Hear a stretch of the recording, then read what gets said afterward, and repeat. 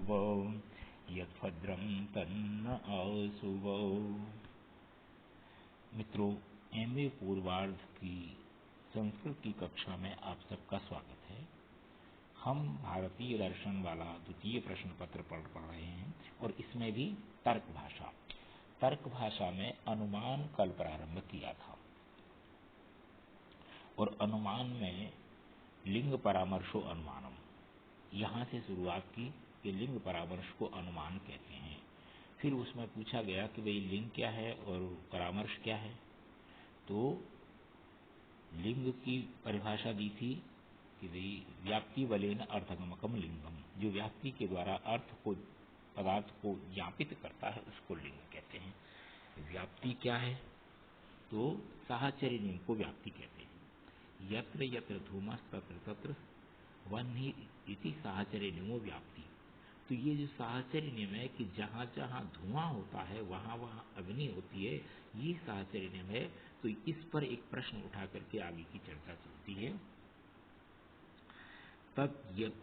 यद्यपि यत्र यत्र मैत्रेयी तनयत्वं तत्र तत्र श्यामत्वमपि भूयो दर्शनं समानम् अवगम्यते, तथापि मैत्रेयी तनयत्व श्यामत्वयोर्न स्वाभाविक संबंध किंतु औपाधिक एव शाकाद्यन्न परिणामस्योपाधिर विद्यमानत्वात्। ये कहते हैं कि जहाँ जहाँ अग्नि होती है वहाँ वहाँ धुआं होता है। ये अनेक बार देखने के बाद ये समझ में आ गया और ये साहचर्य नियम है। तो ऐसे ही मैत्री नाम की एक महिला है, उसकी 4-5 संतानें हैं।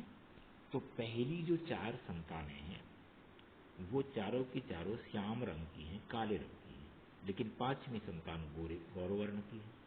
तो ये कहते हैं कि बार बार हमने देखा कि जो भी मैत्री का बेटा है वो निश्चित रूप से काले रंग का है और ये 4 बार देखा भूयो दर्शनों, लेकिन उसके बाद भी ये उसका स्वाभाविक संबंध नहीं बना। यदि स्वाभाविक संबंध होता तो 5वीं संतान की काली होती, लेकिन वो 5वीं गौरवर्ण की है।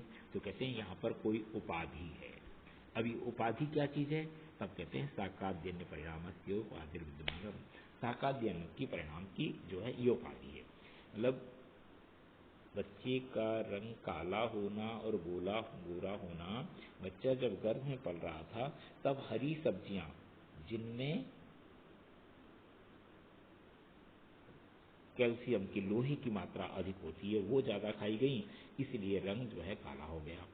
और उसके बाद अगले वाली संतान की जब बारी आई तो वो जो है उसको वो चीज़ें नहीं मिली हरी सब्जियों वाली, तो स्वाभाविक रूप से अथवा दूसरे पदार्थ ज़्यादा खाए गए, इसलिए उसका रंग गौरवर्ण हो गया। तो ये कहते हैं कि ये स्वाभाविक संबंध नहीं है। स्वाभाविक संबंध जो होता है वो व्याप्ति होती है और जो स्वाभाविक संबंध नहीं है वो उपाधि है। तथा ही श्यामत्वे मैत्री तनित्वम न प्रयोजकम किंतु साकाद्यन्न परिणति एवं भेद प्रयोजक। मैत्रेयी का बेटा होना और काला होना ये प्रयोजक नहीं है, बल्कि साकादि अन्न जो खाया गया है वही उसके भेद का प्रयोजक है। और प्रयोजक उपाधि उच्चते, प्रयोजक जो होता है उसको उपाधि कहते हैं। न च धूमाग्नि संबंधे कश्चित उपाधि रस्ती, धुआं और अग्नि के संबंध में कोई उपाधि नहीं है। अस्ति चेत, यदि है, योग्यो अयोग्यो वा, योग्य अथवा अयोग्य, तो वो दिखाई देती। अयोग्य से संकितुम अशक्यत्वात्, और अयोग्य कोई है तो उसकी शंका नहीं करनी चाहिए। योग्य से च अनुपलभ्यमानत्वात्, और योग्य कोई उपाधि है तो वो उपलब्ध नहीं है, इसलिए शंका नहीं। यत्र उपाधि रस्ति तत्र उपलभ्यते, जहाँ कहीं भी उपाधि है वहाँ पर वो उपलब्धि होती है। जैसे यथा अग्निर धूम संबंधे आर्ध ईंधन संयोग, अग्नि और धुएं के संबंध में यदि कहीं धुआं दिखाई दे रहा है तो आर्ध ईंधन संयोग, गीली लकड़ी है इसलिए दिखाई दे रहा है। हिंसात्व से अधर्म साधन सह संबंधे निषिद्धत्व उपाधि, हिंसा और अधर्म का साधन उसमें निषिद्ध है कि जहाँ जहाँ हिंसा होती है वहाँ धर्म का निषेध किया जाता है। ये सब में तो ये इसलिए मैत्री तनयत्व से श्यामत्वेन सह संबंधो साकाद्यन्य प्रणति। अब ये कहते हैं कि धुआं और अग्नि के संबंध में उपाधि नहीं है ना, तो उसको स्पष्ट कर रहे हैं। नचेह धूमस्य अग्नि साचर्य कश्चित उपाधि रस्ती, धुआं और अग्नि का जो संबंध हमने बनाया है जिसको हम स्वाभाविक कह रहे हैं, व्याप्ति कह रहे हैं, यत्र यत्र धूमस्तत्र तत्र वह्निरिति साहचर्य नियमो व्याप्ति, इसमें कोई उपाधि नहीं है। यदि अभविष्यत ततो अदृक्षत, यदि होती तो दिखाई देती, ततो दर्शनाभावा नास्ति, इसलिए दिखाई नहीं दे रही, ये तो नहीं है। इति तर्क सहकारिणा अनुपलब्ध सनाथेन, ऐसा तर्क के द्वारा न मिलने के कारण हम ये मान रहे हैं। प्रत्यक्षेनैव उपाध्य भावो वदार्यते, प्रत्यक्ष से ही उपाधि का अभाव स्पष्ट हो रहा है, निश्चित किया जा रहा है। तथा च उपाधि अभाव ग्रहण जनित संस्कार सकृतेन साहचर्य ग्राहिणा प्रत्यक्षेनैव धूमाग्निर्व्याप्तिरवधायते, और उपाधि अभाव होने से जो हमारे संस्कार उत्पन्न हुए हैं, उन संस्कारों के द्वारा हम प्रत्यक्ष रूप में धूमे और अग्नि का जो व्याप्ति है साहचर्य में, उसको धारण करते हैं। तेन धूमाग्नियों स्वाभाविक एवं संबंधो न तो औपाधिक, इसलिए धुएं और अग्नि का जो संबंध है वो स्वाभाविक है, औपाधिक नहीं है। स्वाभाविक संबंधो व्याप्ति, और जो स्वाभाविक संबंध होता है उसको व्याप्ति कहते हैं। स्वाभाविक संबंध यत्र यत्र धूमः तत्र तत्र वह्निरिति व्याप्ति उपाधि स्वाभाविक। तद अनेन न्यायेन धूमाग्निर्व्याप्तौ गृह्यमाणायाम, तो इस न्याय से धुएं और अग्नि की व्याप्ति को ग्रहण करने पर महानसे यद धूम ज्ञानम तत्प्रथमम, रसोई घर में जो पहली बार धुआं देखा गया वो पहला ज्ञान था।